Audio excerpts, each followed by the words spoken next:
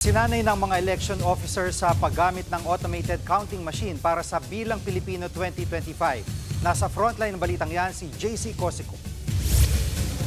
Sumalang sa hands-on training sa paggamit ng Automated Counting Machine o ACM ang mga election officer ng COMELEC para sa Bilang Pilipino 2025.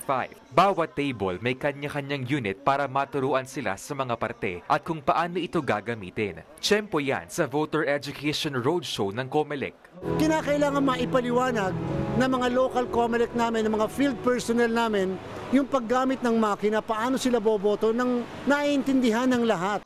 Sa ngayon, dumating na sa bansa ang kabuuang 110,000 ACMs na gagamitin sa eleksyon. Hinihintay na lang ma-deliver sa COMELEC warehouse sa Binyan, Laguna ang natitirang 9,000 units ng makina. Sa Disyembre rin target ilabas ng COMELEC ang final list ng mga kandidato sa eleksyon pati na pag-imprenta sa mga balota. Kaya sinisimulan na rin daw ng poll body ang pagresolba sa nuisance cases ng mga local candidates. Una nang idineklara ng COMELEC na nuisance o panggulo lang ang nasa 117 senatorial aspirants sa eleksyon. Pero pwede pa naman daw yang iapela. Katunayan, may 7 na raw na naghain ng motion for reconsideration.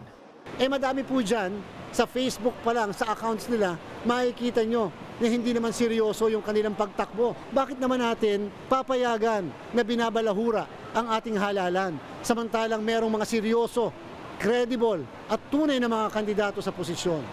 Sa ngayon, 66 na senatorial aspirants ang itinuturing ng COMELEC bilang valid at lehitimong kandidato. Nagbabalita mula sa Frontline, JC Cosico, News 5. Mga kapatid, Jiggy Manikad po, iba na ang may alam at may pakialam sa panahon ngayon. Para sa konkreto, kumpleto at komprehensibong balitaan sa Frontline, mag-follow at mag-subscribe sa social media pages ng News 5.